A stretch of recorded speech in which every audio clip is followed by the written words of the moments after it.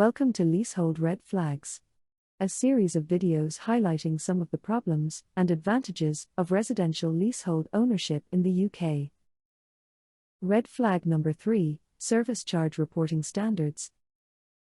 This video looks at the minimum standards that your managing agent should follow when issuing annual budget and account reconciliation reports. Your managing agents should usually prepare and issue budget reports for the building 3 months ahead of the start of the new service charge budget year. Your managing agents should provide a reconciliation of service charge account expenditure for the previous year, around 3 months after the end of the service charge year. The budget report sets out service charge costs for the year ahead, whilst the reconciliation report looks at budget versus actual costs for the year just finished. The reconciliation report will conclude an underspend or overspend for the year and confirm if leaseholders need to pay further amounts, known as balancing charges, or if they will get a refund of their service charges, known as balancing credits. Budget year ahead and comparison. Budget cost headings should be set out clearly and split into key categories. For example, staff costs and utilities costs. The previous year's cost for each heading should be set out in an adjacent column with a third column showing the percentage change between last year's figure and the projected budget for the year ahead. Each budget cost line should have a brief written description of the cost. Many buildings have costs split under different schedules. For example, costs relating to a car park should be identified separately and only split amongst leaseholders that own car parking spaces. These separate schedules to the budget should be set out clearly and explained. Written commentary on key budget items. The service charge report should contain a separate page with a written description of key elements of the service charge budget and an explanation of any significant changes in costs for the new budget year. For example, site staff costs. These costs have been impacted by an increase in employers' national insurance contributions contained in the budget. However, some operational hours have been adjusted to also change the costs. Electricity supply. We have switched to a new supplier with effect from the start of the new budget year, which will result in a lower unit cost for electricity consumed in the common areas. Bar chart showing cost breakdown. The service charge report should contain a visual breakdown of the budget in the form of a bar chart or pie chart. The chart should illustrate the percentage proportion of each cost element in relation to the total budget and relative to other cost headings. This will help leaseholders to quickly identify and understand the major elements of cost within the budget and assists overall transparency. List of key suppliers of services to the building. The service charge annual report should contain a list of current suppliers, appointed by the managing agents, to provide services to the building.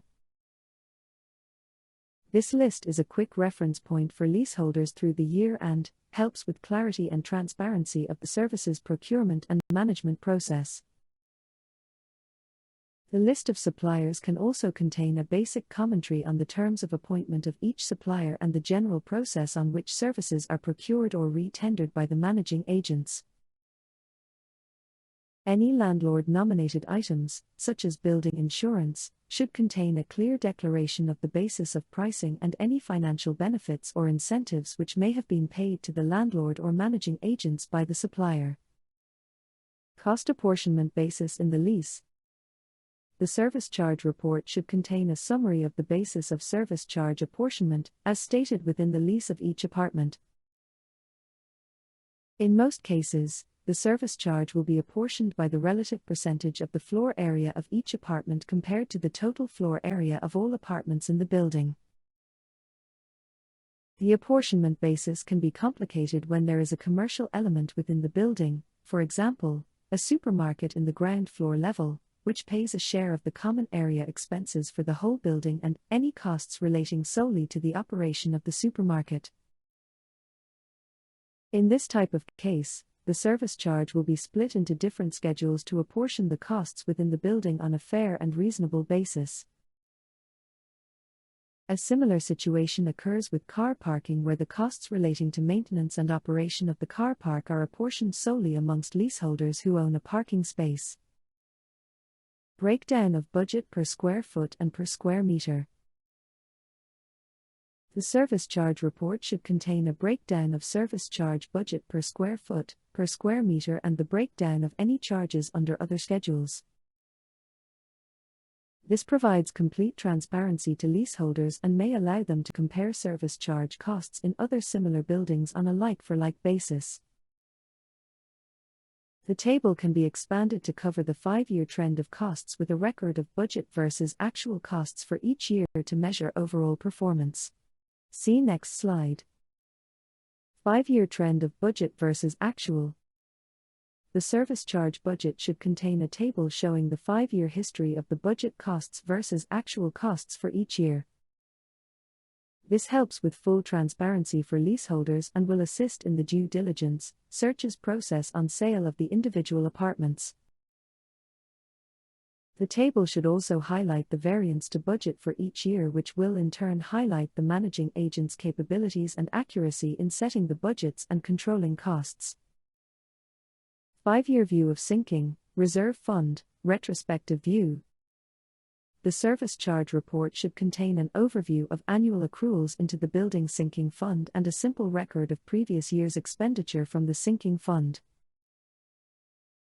This provides a transparent and historic annual record of sinking funds held in trust by the managing agents on behalf of all the leaseholders. Summary of life cycle projected costs. The service charge report should contain an overview of key life cycle planning for large items of building fabric which require replacement over a number of years. For example, roof fabric or lift motors. The summary should list the key items with an estimated replacement date and an approximation of the annual cost accrual necessary, via the sinking fund, to pay for each item.